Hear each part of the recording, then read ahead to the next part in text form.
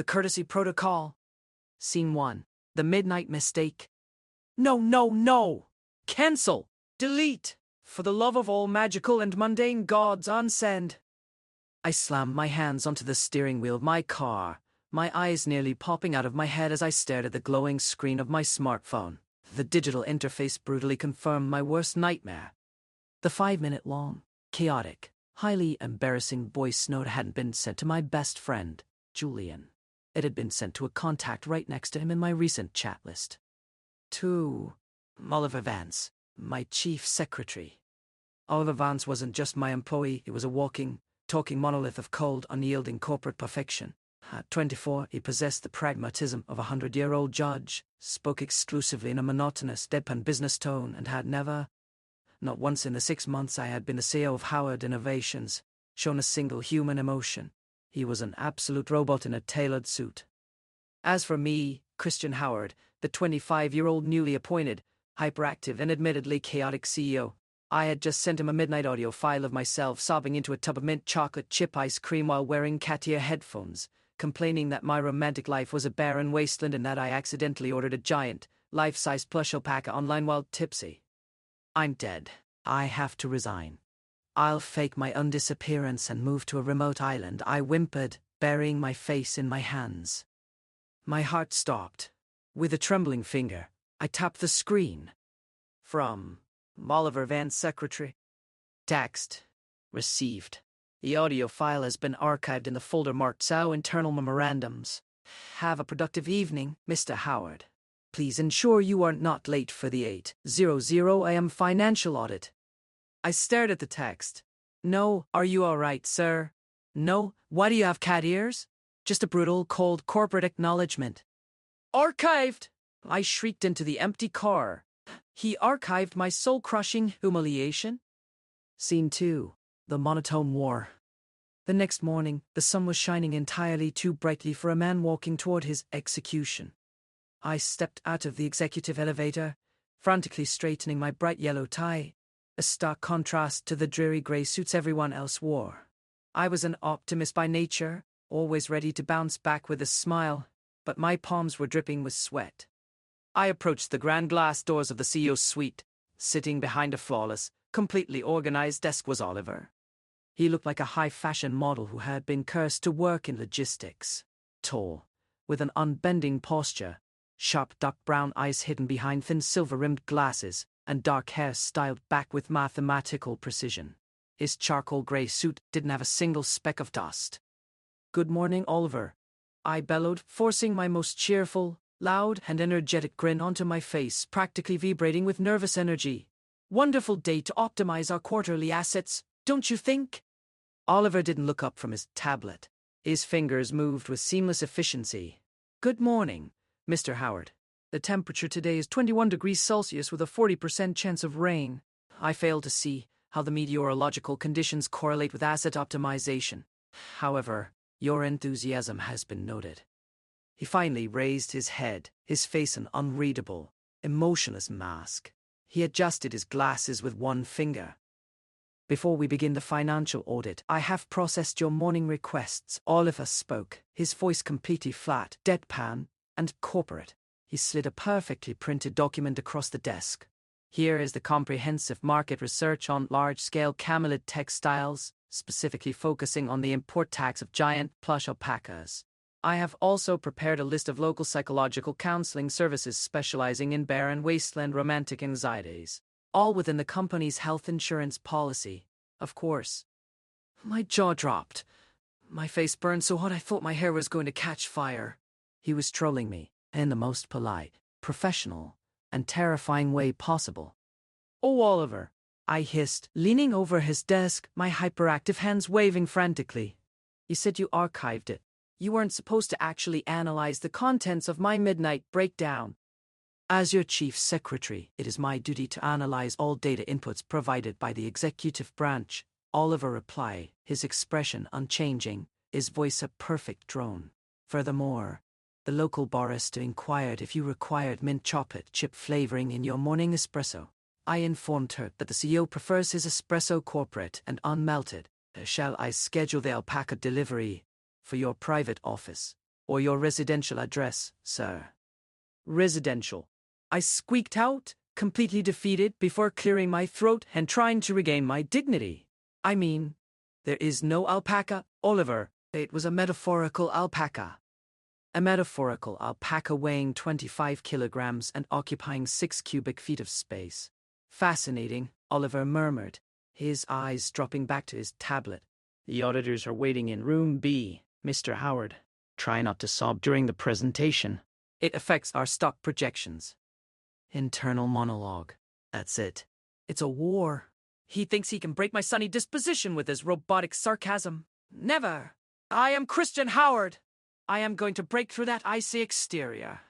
I am going to make this man crack a genuine, human, unarchived smile if it's the last thing I do. Scene 3. Operation Smile. Over the next 2 weeks, my primary objective shifted from running a multi-million-dollar technology conglomerate to a singular, obsessive mission. Operation Smile. I tried everything. I spent hours researching dad jokes, internet memes, and corporate satire. During a high-stakes meeting with our European investors, I secretly replaced the standard PowerPoint transition effects with animations of dancing corporate cats. The entire boardroom erupted into laughter. Investors were chuckling, executives were smiling, and I immediately whipped my head around to look at Oliver, who was standing by the projector. He didn't even blink. He simply adjusted his glasses and clicked the remote. The feline animations represent a 6% increase in visual engagement, Oliver stated to the investors, his voice a flat, deadpan drone. However, the processing power required for the cat graphics has delayed our server response time by 3 seconds. Moving on to slide 12. I slumped in my chair. 0 points for the cats. The next day, I tried a different approach. I found a highly recommended comedy club comedian and hired him to write a customized, hilarious corporate monologue. When Oliver came into my office to hand me the afternoon signatures, I casually stood up, cleared my throat, and delivered the routine with flawless comedic timing, complete with expressive hand gestures and dramatic pauses. When I finished, I was practically painting, flashing him a huge, expectant grin. Well, what do you think, Oliver? Pretty good, right? Oliver stared at me through his silver-rimmed glasses for 3 long, agonizing seconds. The ticking of the wall clock felt incredibly loud. Your syntax was acceptable, Mr. Howard, Oliver replied smoothly, his tone entirely monotonous. However, your breathing intervals during the punchline were unoptimized. I have compiled a spreadsheet of vocal coaches to assist with your comedic delivery. Please sign these forms by 5 o'clock. The company's legal department does not find humor legally binding. Are you even human? I finally burst out, throwing my hands in the air and pacing around my grand mahogany desk. Oliver, I just want a reaction. A chuckle. A smirk. A tiny lifting of the corners of your mouth. You're 24, not 100. Why are you like this? Oliver paused, his fingers freezing over his leather folder. For a fraction of a second, just a tiny sliver of a moment, his sharp dark brown eyes softened, a complex, unreadable shadow crossing his handsome features. My contract states that I must provide administrative excellence, loyalty, and corporate discretion, Mr. Howard, Oliver said quietly, his voice dropping slightly from its standard robotic pitch. It does not state that I must provide entertainment. If my lack of facial expression is hindering your executive performance, you may file a complaint with Human Resources. He bowed formally and walked out of the room, leaving me standing alone in the massive office. Internal monologue. I messed up. I pushed him too hard. His voice, it didn't sound robotic just now. It sounded guarded, like he was hiding behind that perfect gray suit because he was afraid of what would happen if he let the mask slip. Scene 4. The corporate retreat. A tech innovation summit at a luxury hot spring resort. Brilliantly managed by myself, of course, I proclaimed, stepping out of the sleek black sedan and throwing my arms wide to inhale the fresh mountain air. No ringing phones, no sterile white walls, and absolutely no room B auditors. Isn't this majestic, Oliver? Oliver stepped out from the passenger's side, smoothly lifting 2 heavy leather briefcases without a single grunt. His dark hair was still combed to mathematical perfection, and despite the 3-hour drive, his tailored charcoal gray suit remained crisp and unwrinkled. The atmospheric humidity is 65%, which is suboptimal for our electronic hardware, Mr. Howard, Oliver replied, his voice maintaining its signature flat, robotic cadence. Furthermore, the serene forest has zero cellular reception for our primary server core. However, I have already successfully negotiated a temporary satellite link with the resort management. Your scheduled 2:00 p.m. briefing with the European directors will proceed without latency. I slumped my shoulders, letting out a dramatic puff of air. Oliver. We are in the countryside. Can you please, just for 48 hours, disable the corporate protocol? Look at the trees. Look at the little squirrels. Oliver glanced at a small squirrel sitting on a nearby wooden fence, adjusted his silver-rimmed glasses with one long finger, and looked back at his tablet. The rodent appears to be searching for acorns, a highly unoptimized method of food gathering. Shall I check us into the executive suite now, sir? Internal monologue. He is unmultiple, a literal human glacier. But I am an optimist. The fresh air, the hot springs, and a 3-day economic forum are the perfect ingredients for operation. Smile. I just need to find his hidden glitch. Scene 5. The guarded wall. The first evening of the summit was exhausting. After 5 hours of intense networking with stubborn international tech tycoons, my social battery was completely drained. I sat at a low wooden table in the resort's private dining pavilion, staring blankly at an intricate plate of traditional sashimi.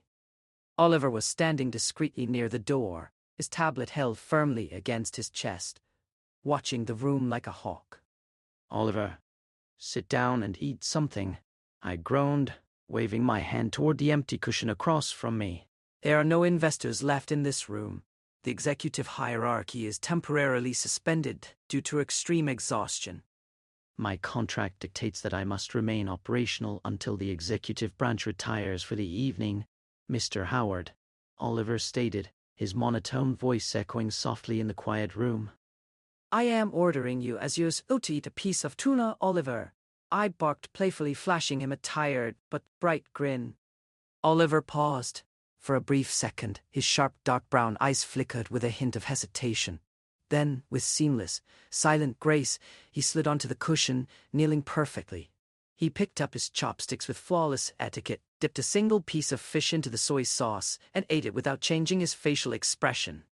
The culinary preparation is adequate, Oliver murmured deadpan. You know, Oliver. I leaned forward, resting my chin on my hands, my hyperactive eyes locked onto his handsome, stoic face. I looked up your employment history before we left. You used to be the chief assistant to the director of Vance Enterprises. You practically ran their entire financial division at 22. Why did you leave such a massive firm to work for a chaotic, newly appointed CEO like me? The air in the room suddenly grew remarkably heavy. Oliver's chopsticks froze midair. The smooth, mechanical rhythm he usually carried vanished, replaced by a sudden, rigid stillness. The professional relationship with my previous employer reached a natural termination point, Mr. Howard, Oliver said, his voice dropping slightly, losing a fraction of its robotic drone. It sounded cold. Genuinely cold. But you were their top asset. Ilya told me they blamed you for a massive data leak right before you resigned. I pressed on, my curiosity getting the better of me. I know it was a lie, obviously, because you're too perfect to leak anything, but... Mr. Howard, Oliver interrupted. His voice wasn't loud, but it possessed a sharp, icy finality that cut me off instantly. He placed his chopsticks neatly on the ceramic rest and looked me directly in the eyes. My past performance data is irrelevant to my current administrative duties at Howard Innovations. If you require a secretary with a flawless corporate reputation, my resignation can be on your desk by tomorrow morning. I froze. My heart hammered violently against my ribs. The playful, comedic atmosphere evaporated into absolute silence. Internal monologue. I crossed the line. The cold mask. It's not a corporate persona. It's a shield. Someone at his old job destroyed his trust, framed him, and left him so broken that he chose to become a machine just to protect himself from being hurt again. Oliver, I'm sorry, I whispered, my voice sincere, my usual hyperactive energy completely melting away. I didn't mean to pry. I don't want your resignation. I never want your resignation. Oliver looked at my desperate, apologetic face through his silver glasses. He let out a very faint, almost imperceptible sigh, his rigid shoulders dropping just a millimeter. Apology accepted, sir. If you are finished with your dinner, I will escort you to your quarters. Scene 6. The Unarchived Reality. Around midnight, a violent thunderstorm rolled over the mountains, cutting off the resort's satellite internet connection. Panicked about the global stock opening in the morning, I threw on a simple cotton robe and rushed down the dark wooden corridors toward the resort's business center. I expected it to be empty, but as I approached the glowing screen of the main terminal, I saw a familiar silhouette. Oliver was sitting at the desk, his gray suit jacket thrown over the back of the chair, his white shirt sleeves rolled up to his elbows. He was furiously typing on a laptop, his silver glasses reflecting lines of complex financial code. Next to him lay a half-empty cup of black coffee. "Oliver," I called out softly, stepping into the room. He didn't flinch, but his typing slowed. "Good morning, Mr. Howard." The satellite link was severed by a lightning strike at 11:42 p.m. I am manually rerouting our backup data through a secure local telecommunications grid to ensure our morning trading volume remains unaffected. I walked closer, standing right next to his chair. I noticed the dark circles under his eyes, a slight tremor in his fingers from drinking too much caffeine, and the sheer, exhausting effort he was putting in just to keep my company safe. "You've been up all night," I murmured, my stomach twisting with a strange, heavy ache. "It is my duty to ensure." "Stop it, Oliver," I said softly, my hand moving forward instinctively. Before my brain could stop me, my fingers gently brushed against his rolled-up sleeve, my palm resting over his tense forearm. His skin was warm, vibrating with exhaustion. "The company won't ruin itself over a 3-hour data delay, but you will ruin your health if you keep acting like a machine." Oliver froze. His dark brown eyes slowly looked up from the screen, staring at my hand on his arm, then up at my face. For the first time in 6 months, his expression cracked. He looked vulnerable, tired, and deeply human. "If I am not perfect, Mr. Howard," Oliver whispered, his voice cracking slightly, completely stripped of its corporate drone. He looked down at his keyboard, his knuckles turning white. "If I let my guard down even for a second, people find a way to use it against me. Efficiency is the only thing that keeps me safe." My heart did a painful, violent flip. I slid my hand down from his arm, my long fingers gently wrapping around his cold, trembling hand, squeezing it with absolute warmth. "You don't have to be a machine around me, Oliver," I said, my voice dropping to a soft, passionate promise as I looked directly into his eyes. "You can mess up. You can send an accidental audio message. You can buy a giant plush alpaca. I won't use it against you. I will protect you. I promise." Oliver stared at me, his breath hitching. The silence stretching between us was heavy with a sudden, intense romantic tension. For 3 long seconds, he didn't pull his hand away from mine. Then, slowly, the corners of his mouth twitched. A tiny, incredibly soft, and breathtakingly genuine smile broke through his icy exterior, lighting up his entire face. Internal monologue. He smiled.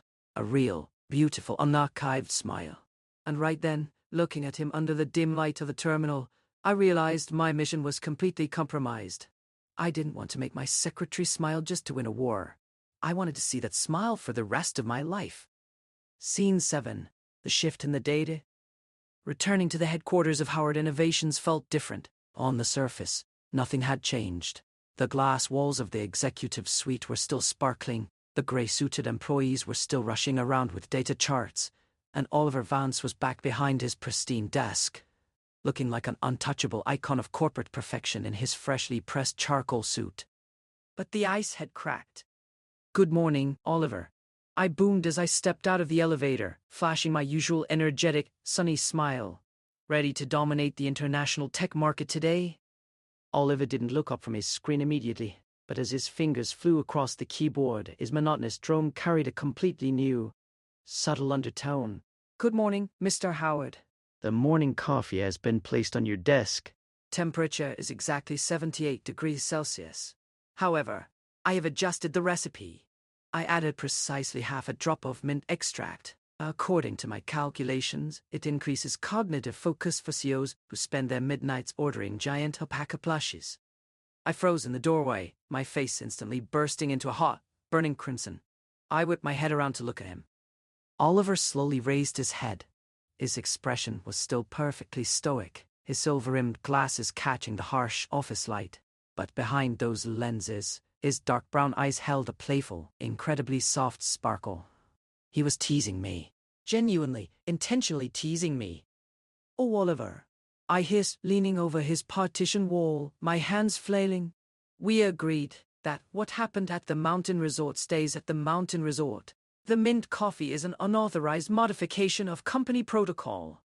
The modification has been logged and approved by the administrative branch, which is me," Oliver replied deadpan, adjusting his glasses. "Furthermore, I have reorganized your afternoon schedule. I cancelled your non-essential meeting with the marketing committee. Your biometric data from your fitness tracker indicates an elevated heart rate and lack of sleep. I have scheduled a mandatory 40-minute dozing on the executive sofa window." Internal monologue. Oh, gods. He's not a machine anymore. He's an incredibly attentive, slightly overprotective, and devastatingly handsome secretary who is currently using his corporate power to make sure I take a nap. My heart is beating so fast right now, my fitness tracker is probably going to explode. "Oliver," I whispered, my voice dropping its hyperactive energy, replaced by a sudden, heavy warmth. "Thank you." Oliver paused, his fingers hovering over the keys. He looked up, his gaze locking onto mine for 3 long, agonizing seconds. The heavy glass doors of the office felt like they were blocking out the rest of the world. "It is my duty to look after the company's most valuable asset, Christian," he said quietly, using my first name for the first time inside the office. The romantic tension in the air was so thick it was suffocating. I wanted to reach across the desk and grab his hand right then and there. But before I could take a step, the elevator doors behind me opened with a loud, aggressive chime.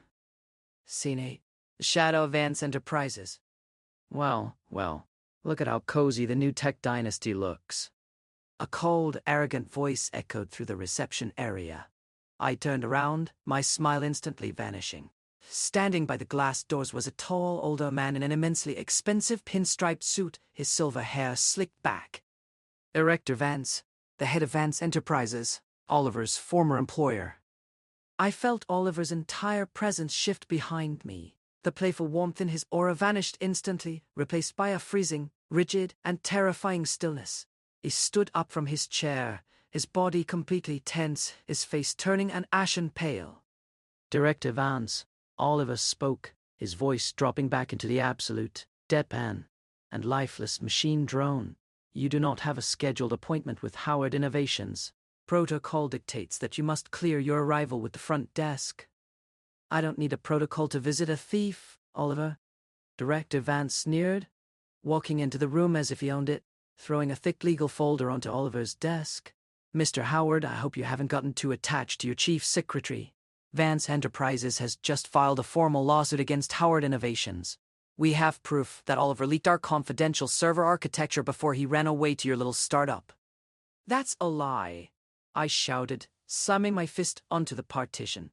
My hyperactive optimism turned into an explosive protective rage. "Oliver would never leak data. You framed him because he refused to cover up your tax fraud, and you know it." "Intentions do not matter in a courtroom, young man," Director Vance chuckled coldly, looking at Oliver with malicious satisfaction.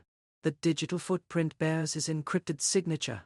By tomorrow morning, the press will have this story.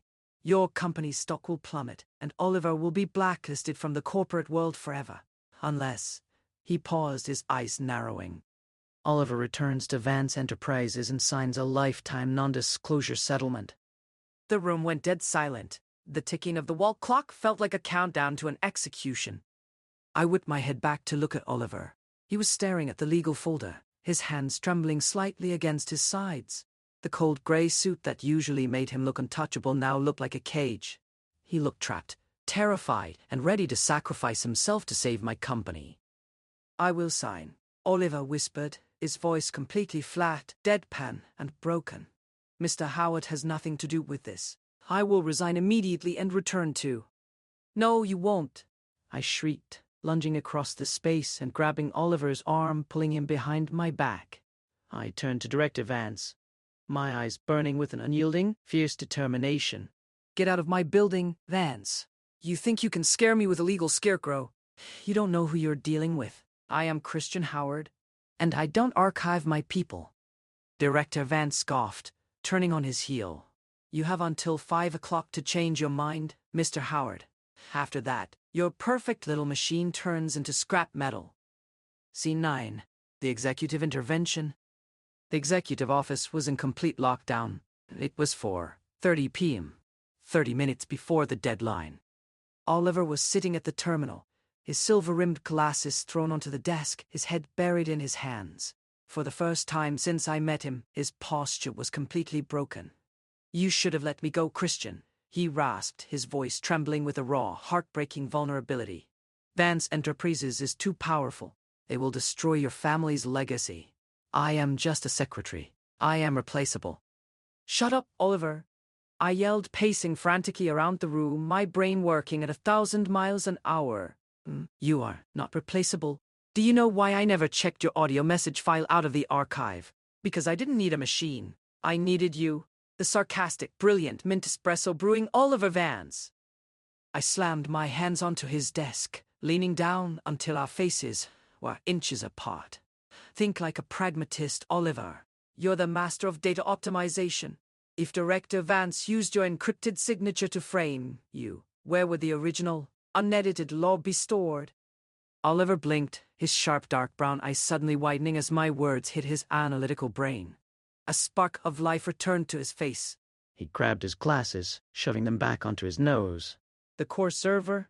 Vance Enterprises keeps a ghost mirror drive in their offshore data center in Frankfurt. If the file was fabricated, the timestamps on the mirror drive won't match the local network logs. Can you hack it? I asked, a huge, wild grin breaking through my anxiety. Oliver's fingers immediately hit the keyboard with a ferocious, blinding, and terrifying speed. The mechanical clicking of the keys sounded like an upbeat battle rhythm. It's not hacking if I wrote the original security firewall for that server myself, sir. I left a backdoor protocol. I called it the courtesy exit. Do it! For 20 agonizing minutes, the only sound was the furious typing of a genius at work. The clock was ticking. 4:45 p.m. 4:52 p.m. 4:57 p.m. Got it, Oliver whispered. He hit the enter key with a sharp snap. The printer in the corner immediately whirred to life, spitting out a single sheet of paper containing the original, unedited server logs. It proved with absolute mathematical certainty that Director Vance had manually forged Oliver's signature 3 days after he had already resigned. I have just forwarded the unedited logs directly to the Federal Fraud Investigation Bureau and the chief editors of every major financial newspaper, Oliver stated, his voice slowly returning to his calm, deadpan, but incredibly triumphant drone. He slid the printed copy into a leather folder. According to my projections, Vance Enterprises stock will lose 42% of its value within the first 10 minutes of the market opening tomorrow. Director Vance will be facing a mandatory 10-year prison sentence for corporate forgery and tax evasion. I let out a loud, wild scream of pure joy, leaping into the air and throwing my hands up. We won. We completely destroyed him. Scene 10. The lifetime contract. The clock on the wall struck 5:00 p.m. The deadline had passed, and Director Vance's empire was already crumbling in the digital silence of the network. The office was quiet, illuminated only by the warm, golden glow of the desk lamps. Oliver stood up from his chair, smoothly picking up his leather folder. He walked around his desk, stopping just 2 inches away from me. He looked at me through his silver glasses, his expression softening into that rare, breathtakingly beautiful, and genuine smile that belonged only to me. The crisis has been averted, Mr. Howard, Oliver murmured softly, his voice a deep, velvet melody that sent a sudden, happy thrill straight down my spine. However, my current performance data indicates a severe level of emotional exhaustion. I believe I am no longer fit to maintain the strict corporate protocol. He slowly reached up, his long, elegant fingers catching the edge of his gray silk tie. With a single, smooth motion, he loosened the knot and pulled the tie off, Draping it over his desk, he unbuttoned the top 2 buttons of his white dress shirt, exposing the warm skin of his collarbone.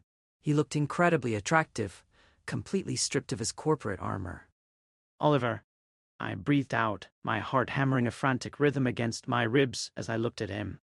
I am officially filing a complaint with the CEO, Oliver whispered, stepping even closer until our chests were practically touching.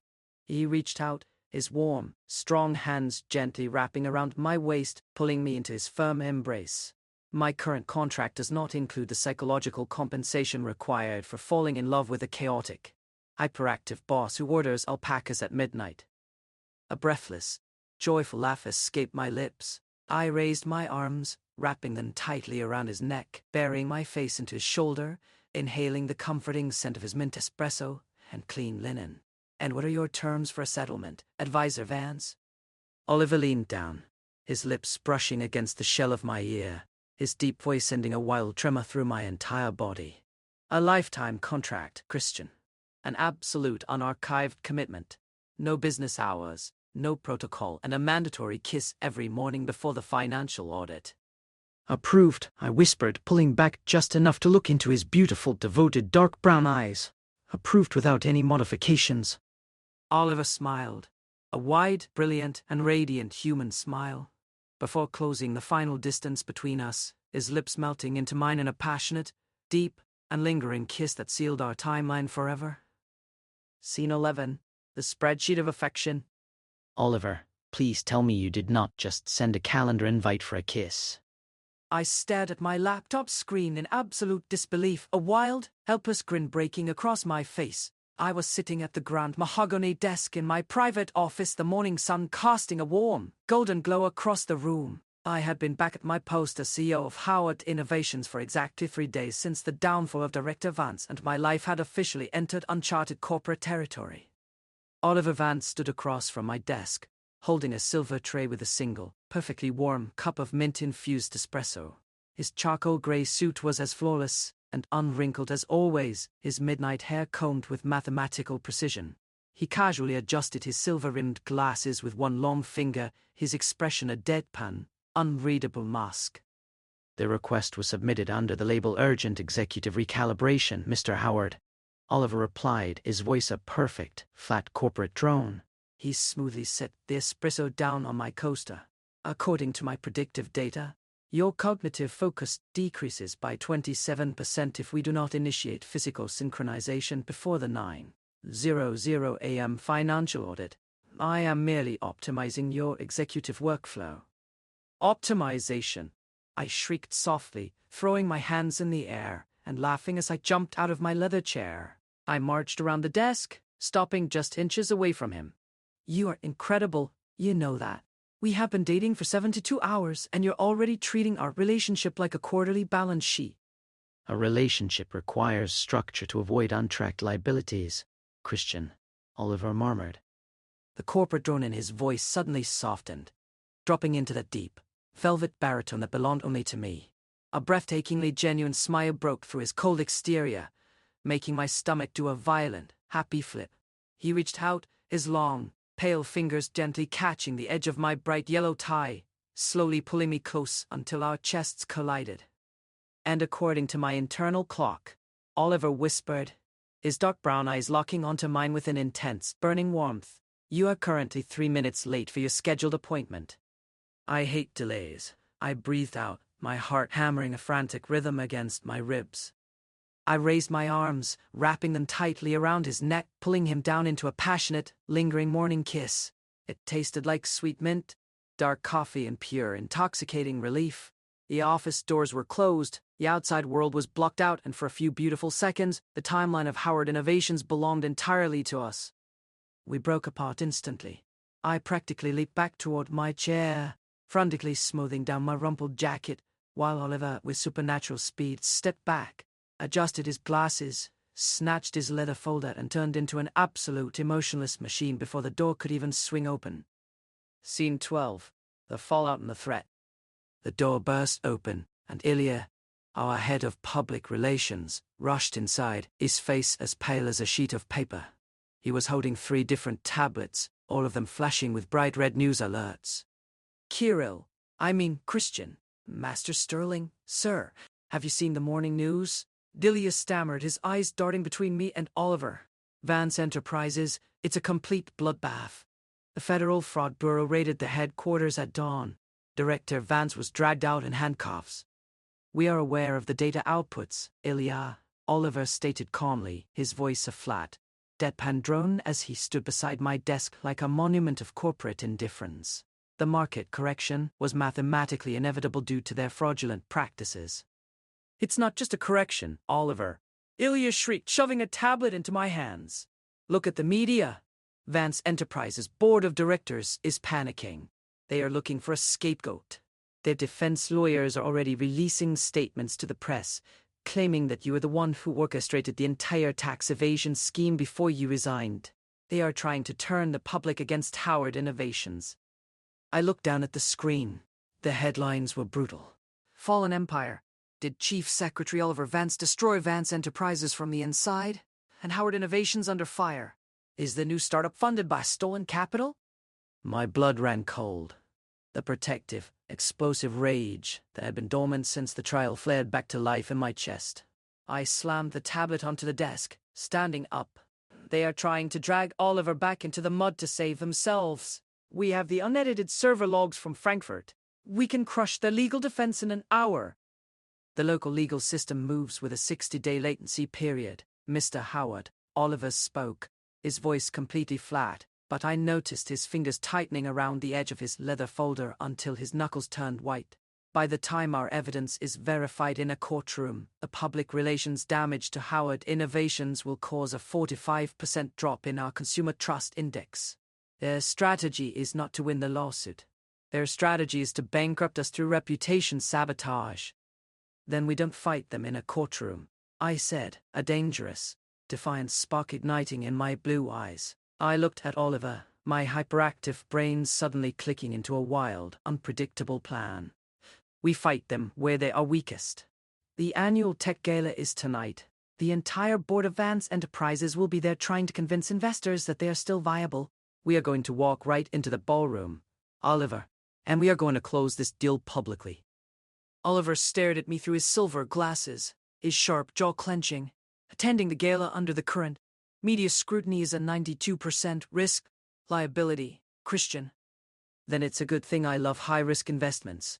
I smiled, stepping closer to him and looking directly into his pale face, my voice softening into an unyielding promise. We are going together, Oliver, not as a CEO and a secretary, but as partners. Scene 13. The protocol of the gala.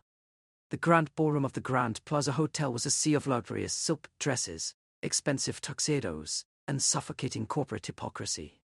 The moment Oliver and I stepped through the arched entrance, the entire room went completely silent. Dozens of elite tech magnates and investors turned their heads, their whispers echoing like a wave of static electricity. Camera flashes immediately erupted, reflecting off the polished marble floors. I wore a sharp, midnight blue tuxedo with a bright gold bow tie, my personal statement of unyielding optimism. But beside me, Oliver was the true masterpiece. He had discarded his standard charcoal office suit for a custom-made, jet-black velvet tuxedo that fitted his tall, athletic frame perfectly. He wasn't wearing his silver-rimmed glasses tonight, exposing the raw, intense depth of his sharp, dark brown eyes. His dark hair was styled back with absolute elegance. He looked like an aristocratic prince, completely untouchable. Maintain vertical posture, Christian, Oliver murmured under his breath, his lips barely moving as we walked down the grand staircase. 3 photographers from the financial press are tracking our spatial coordinates. Do not let them see you sweat. I'm not sweating, Oliver, I whispered back, flashing a dazzling, confident smile to a passing billionaire. I'm just admiring how incredible you look without your armor.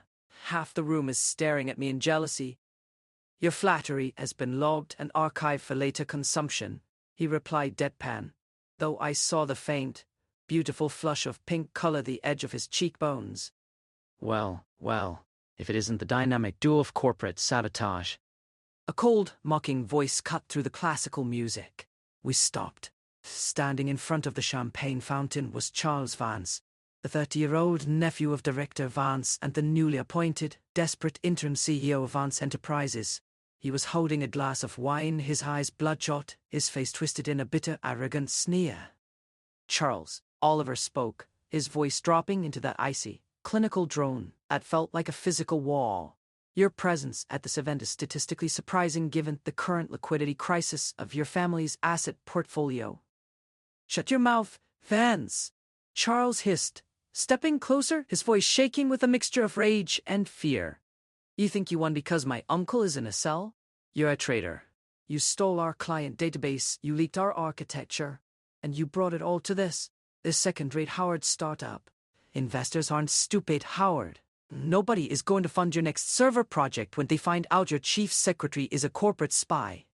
Several high-profile investors began to crowd around us, listening to the confrontation. The tension in the ballroom was thick enough to cut with a knife. Oliver didn't steal a single byte of data. Charles, I said, stepping forward, my blue eyes flashing with a fierce, absolute authority that silenced the murmuring crowd. He built your entire security infrastructure from scratch. You framed him because he refused to falsify your quarterly earnings. And as for our new server project, we don't need to steal your database, because we just built something that makes Vance Enterprises look like an ancient abacus. Charles let out a harsh, nervous laugh. Bluffing won't save your stock price, Howard. It's not a bluff, Oliver said smoothly. He pulled a sleek, silver holographic drive from his velvet jacket, holding it up for the entire circle of investors to see. This is the live metric data for Howard Innovations' new decentralized cloud network. It operates with a zero-latency protocol and a 300% increase in data optimization compared to the outdated Vance architecture. The core firewall was written by me, and the original, untampered server logs proving Vance Enterprises' forgery have already been uploaded to the public press domain 5 minutes ago. A collective gasp rippled through the crowd of investors. Several tech tycoons immediately pulled out their phones, their eyes widening as they checked the financial news. The data doesn't lie, Charles, I smiled, leaning in, my voice carrying the absolute victory of a top-tier closer. Your empire didn't fall because of a spy. It fell because you treated your best asset like a machine. And a machine always breaks when you overload it with lies. Charles went completely pale, his glass slipping from his fingers and shattering against the marble floor with a sharp crash. He stumbled backward, completely destroyed, as the circle of high-profile investors immediately abandoned him, swarming around Oliver and me with frantic offers of multi-million-dollar contracts. Scene 14. The Unarchived Reality. 1:00 a.m. The gala was over. Howard Innovations had secured over $15 million in new investment tethers in a single evening, cementing our position as the new tech powerhouse of the city. But as the heavy glass doors of the hotel pavilion closed behind us, I didn't care about the numbers. I was exhausted, my golden bow tie loosened, my feet hurting from hours of standing. Oliver and I walked out onto the private observation deck overlooking the glowing, endless sea of city lights. The air was cool and crisp, carrying the faint scent of rain.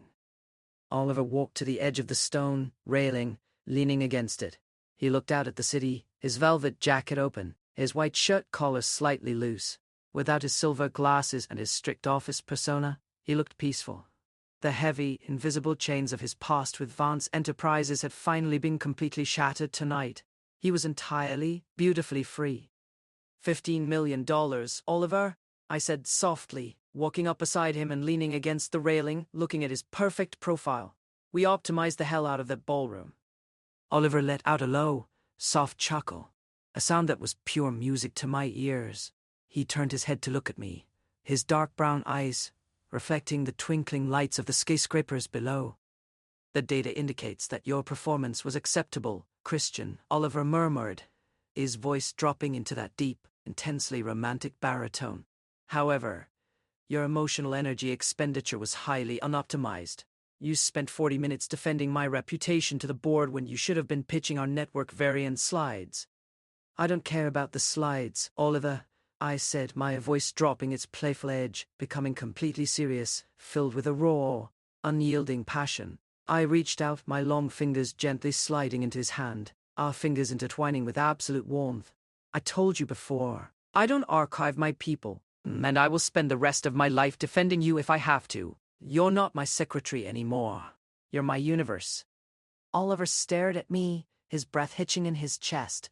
The silence stretching between us on the high balcony was heavy with a sudden, beautiful, and overwhelming emotion. Slowly, deliberately, he raised his free hand, his warm, strong fingers gently cupping the side of my jaw. He pulled me forward, closing the final distance between us until our lips melted together in a passionate, deep, and desperate kiss that tasted like cold midnight air and absolute devotion. It wasn't a corporate protocol.